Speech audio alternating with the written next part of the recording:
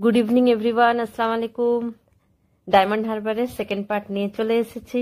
আর আমরা হোটেলে পৌঁছে লাঞ্চ করে একটু রেস্ট নিয়ে আবার বেরিয়ে পড়েছিলাম নদীর ধারে ঘুরতে।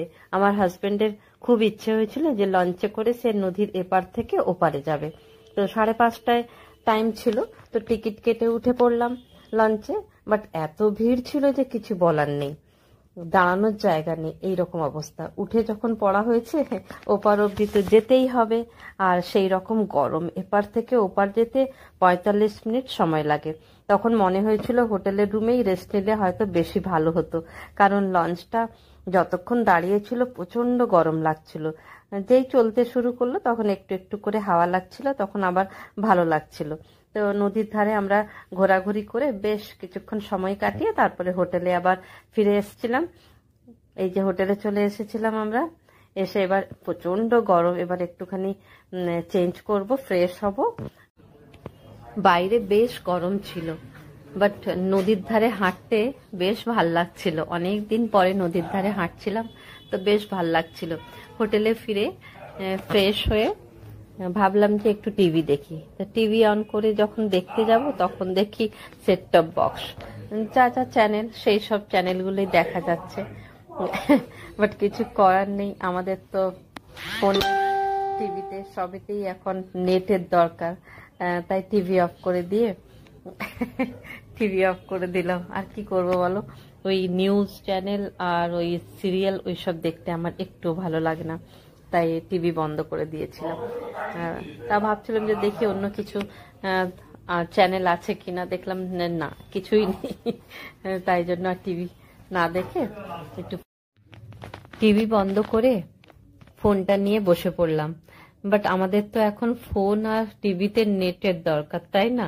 তাই টিভি অফ করে ফোন নিয়ে বসে পড়েছি। আর কি করব বলো, অভ্যেস তো হয়ে গেছে ইউটিউব দেখা, ফেসবুক দেখা, কি আর করি বলো। তোমরা তো জানোই আমি একটু এখন সোশ্যাল মিডিয়ায় অল্প একটু কাজ শুরু করেছি। হোটেলের দিক থেকে এই বাথরুম কিটগুলো দেওয়া হয়েছিল, তো আসার পর থেকে আর সময় পাইনি যে এগুলো দেখব, তাই এখন এই রাত্রে দেখছি এগুলো। ওই যা যা থাকে, toothbrush, toothpaste, soap, shaving kit, shampoo etcetera, এগুলোই তো আমাদের দরকার পড়েনি, যেহেতু আমরা সঙ্গে করেই নিয়ে এসেছিলাম। তো তাই ভাবছি কাল সকালে যখন যাব তখন এগুলোকে নিয়ে চলে যাব। আর কি করব বলো।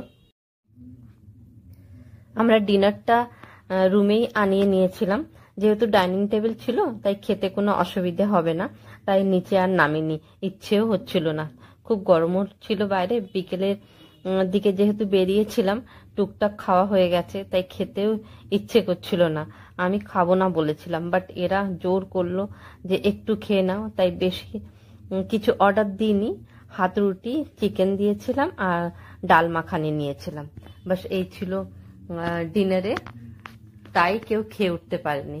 সেরে এই যে হোটেলের রুমের বারান্দায় এসে দাঁড়িয়ে ভিডিও করলাম তোমাদের জন্য। আর এই হলো বারান্দা হোটেলের, এখানে একটা টেবিলও রাখা ছিল, চেয়ারও ছিল। যাই হোক, আর এই হলো রাত্রের ডায়মন্ড হারবার। এখন প্রায় রাত 11:15 বাজে। বেশ সুন্দর লাগছিল, লাইট জ্বলছিল, কিছু মানুষজনও রাস্তায় হাঁটাহাঁটি করছে। রাতের মতন ভিডিওটা এখানেই শেষ করলাম। কাল সকালে আবার দেখা হচ্ছে তোমাদের সাথে ইনশাল্লাহ। পরের দিন সকালবেলায় গুড মর্নিং এভরিওয়ান। আর এখন সকাল 8টা বাজে, আর দেখো কি রৌদ্রু। এই ছিল হোটেল সাগরিকার রেস্টুরেন্ট এরিয়া। আমরা সবাই একদম রেডি হয়ে চলে এসেছিলাম হোটেলের রেস্টুরেন্টে ব্রেকফাস্ট করব বলে। আর অর্ডার যেহেতু দেওয়া হয়েছে তাই আমরা ওয়েট করছি আমাদের ব্রেকফাস্টের জন্য। আর এই দেখো, এই জায়গাটা এত সুন্দর, ফুল মানে গাছ দিয়ে সাজানো, আর কি সুন্দর সুন্দর ফুল হয়েছিল কি। আর এই গাছগুলো এত সুন্দর লাগছিল কি বলবো। আর আমাদের ব্রেকফাস্টে ছিল লুচি, তরকারি, বানানা, মিষ্টি, অমলেট, ডিম সিদ্ধ, যে যেরকম বলছে। তারপরে লাস্টে আমরা চা আর কফি নিয়েছিলাম। বেশ, হোটেলের চেক আউট সময় ছিল সকাল 10টা, তাই আমরা ব্রেকফাস্ট করেই বেরিয়ে পড়েছিলাম বাড়ির উদ্দেশ্যে। বাট আস্তে আস্তে মুনেমের হঠাৎ ইচ্ছে হলো যে সে পলতা নদীর ধারে কিছুক্ষণ সময় কাটিয়ে তারপর সে কলকাতা ফিরবে।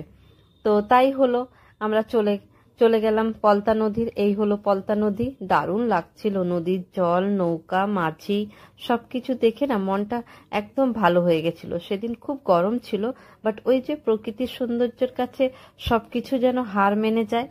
দারুণ কাটিয়েছিলাম। অনেকটা চলেও এসেছি আমরা। আর এই যে ন্যাশনাল লাইব্রেরির কাছে এসে একটু জ্যামে পড়তে হয়েছিল আর কি।